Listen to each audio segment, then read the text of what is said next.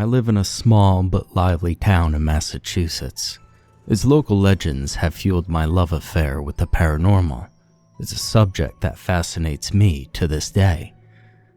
Coupled with insomnia, this passion led me to spend many a night at the nearby cemetery, hoping to see a ghostly apparition while walking through to pass the time. These outings were uneventful, void of all activity, supernatural or otherwise. My dream of stealing a glimpse at what comes after eventually subsided, but I continued to visit the graves. It was a place where I could collect my thoughts when sleep eluded me.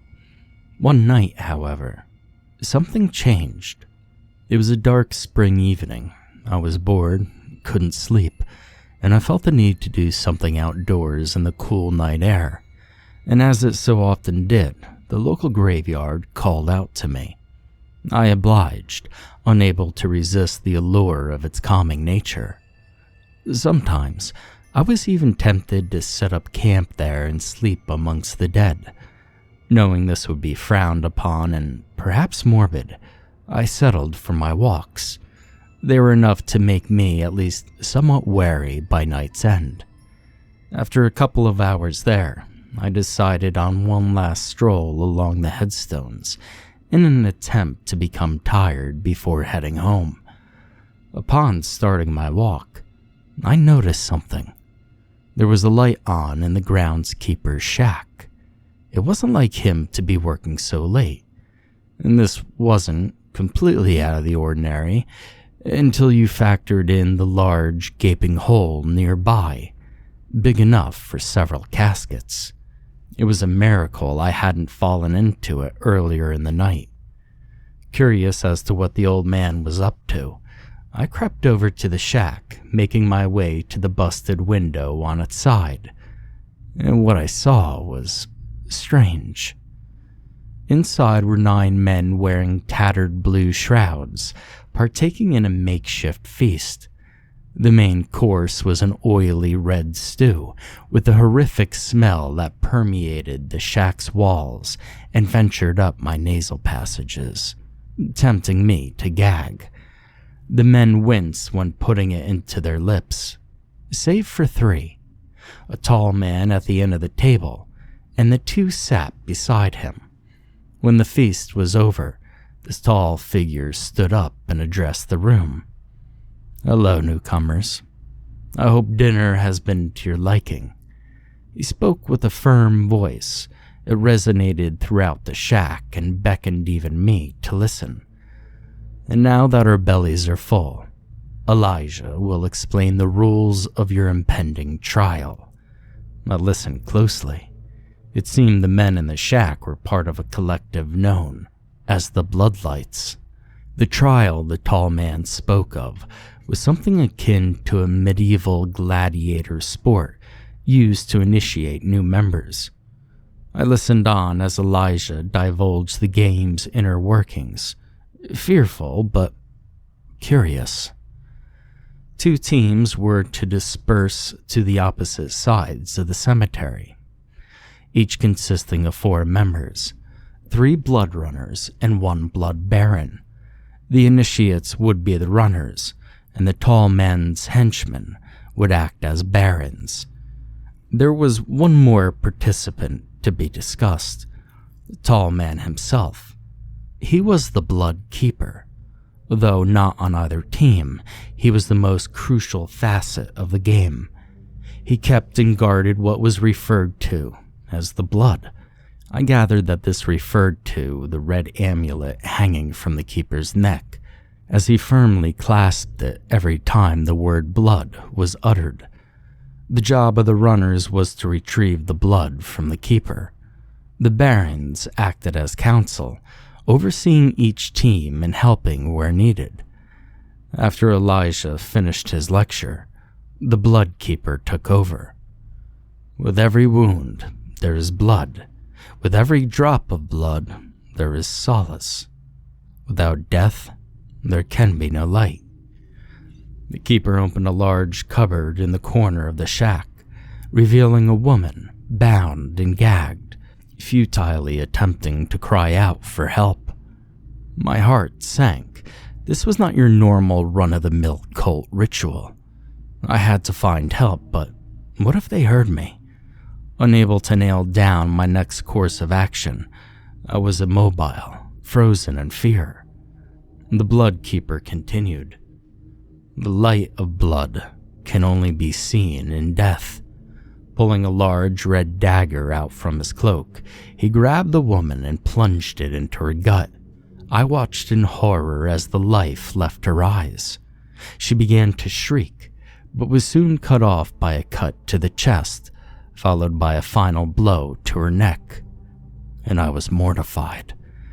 After throwing his kill to the floor, the keeper pulled out 3 vials, filling each of them with the blood that dripped from his blade. This was the blood the runners were after, not the amulet. This is all the blood I have to offer. That gives, at most, 3 of you the opportunity to become bloodlights. And remember, you're being watched. Those who fail to collect must be disposed of. The same goes for any outsider you encounter. Corpses are to be thrown in the pit. Dear God, I was truly in danger. That's what the nearby hole was for. The perfect hiding spot for a mass grave. You must stop at nothing to obtain one of these vials. All others will be sacrificed. Your thirst for blood must be as strong as your will to live. The men exited the shack to begin the trial. I scurried, silently, to the wooded part of the graveyard and hid behind a large tree, not wanting to end up like that poor woman. I just needed an opening to escape without being noticed. Glancing out at the cemetery, I saw a runner knelt before a grave, eyes closed. I assumed this was the requirement before the game commenced, a perfect chance for me to make a run for it. Let the trial begin. The blood keeper's voice echoed through the trees before I could take even a single step towards safety. My survival still hung in the balance. Using a moonlit pool of water by my feet as a reflective surface, I watched as Elijah and 3 runners strategized just 10 yards from my position. My heart was pounding so hard, I was worried that they would hear it. Between the beating in my chest and the conspiring whispers that filled the forest, my ears were consumed with an unsettling symphony of torture. And just when I couldn't bear another moment, silence cut through the brisk night air like the keeper's dagger piercing that woman's skin. A chill then burrowed into my spine. The puddle's reflection bore no cloaked figures. Peering out from behind the tree confirmed that they were all gone, or at least nowhere to be seen. This was my chance.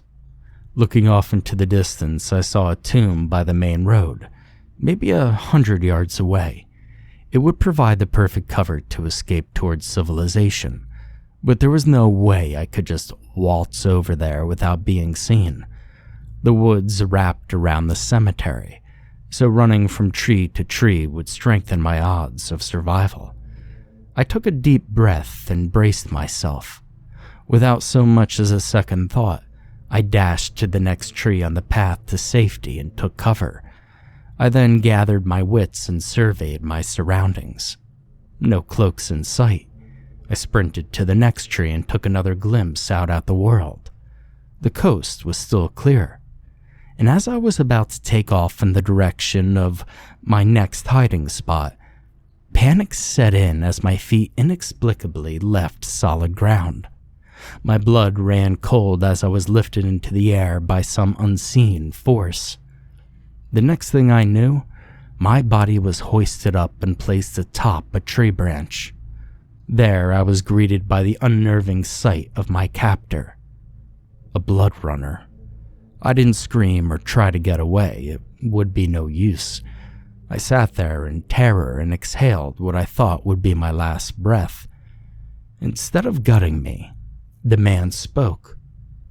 "What's your name?" I was too shocked to respond. Nah, come on now. Who are you? He spoke clearer this time, revealing a slight English accent. Look, I noticed you at the window over there, eavesdropping. If I wanted you dead, I could have killed you then. I want you to help me. Help? You? I asked. Yes, I'm going to use you to my advantage. I take it you know what we're doing here, and you know the rules of the game? I nodded slowly, still in shock. Good. With you, I may be able to turn the tables and get the upper hand. I was frightened, but I calmed down enough to focus on the runner's plan. You see that tomb over there? That's where the Blood Keeper is. My stomach turned. To think, this guy may have just saved my life. I need you to go over to the tomb and open the door slowly. The Blood Keeper will surely take a swing at you, just as he's about to end your life, and I'll swoop in and end his. But why? I asked. That's not part of the game. Right you are. You need not concern yourself with the why. Just know that, if you don't do as I say, I'll just kill you myself. Now let's get going. The man gave me his cloak for protection and pushed me out of the tree. I didn't want to risk facing the Blood Keeper, but I didn't want to perish at the runner's hands either. My fear of dying kept me from deviating. I again ran from tree to tree, eventually making it to my destination. The stench of bloodshed wafting through the air as runners fought for control of the field. With my back pressed to the cold, aged stone, the pull to escape grew. The main road was within reach, but the thought quickly subsided. I was far too worried the Englishman would catch up with me and take his price. He was able to climb a tree and lift my weight into it without a sound. It was clear he possessed the agility and stealth needed to take me by surprise during a haphazard run for the hills. I sighed in defeat, knowing that, one way or another, I would probably die that night. Mustering up every bit of courage I had left, I crept around the tomb and faced its door. My shaking hands reached for the rusted handle and pulled it towards me. Before its hinges could even creak at the motion, the door burst open, pushed from within. The force knocked me over, my head connecting with the unforgiving ground. The moments that came after remained fuzzy. The Blood Keeper towered over me, half of his body in shadow, the others soaked in moonlight. A vision of death there to steal the blood from my racing heart. My eyes grew wary and shut for an instant before opening to see another figure. I couldn't make out who was who in my dazed state, but one attacked the other, completely overpowering them. The prey in the scuffle fell to his knees before landing face first into the cold cemetery soil, and the familiar sound of metal colliding with flesh rang through the air as the victor saw to it that the job was done. I prayed it was the Blood Keeper being torn apart. Otherwise, I was a goner. My eyes shut again before unconsciousness finally took hold. "Hey, are you all right?" I heard an old man's voice as I came to. "Hey, are you okay?" I opened my eyes to see who it was. The groundskeeper stood over me, holding a lantern to my face. "What? How? Where are they?" "Where's who?" he asked. "Nah, you don't understand. I should be dead." The groundskeeper stared at me, confused, and then smiled. "Come on, you'll catch a cold out here." The groundskeeper, who I now know to be Pete, invited me into his shack. He prepared some food and tossed me a blanket to keep warm. Thankful and in need of an ear to fill, I told him everything, despite how I knew it would sound.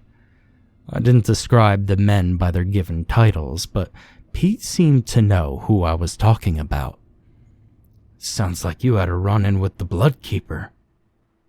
"Yeah, That's him. How do you know? Well, his spirit has been visiting these grounds for probably over 100 years now, I suppose. His spirit?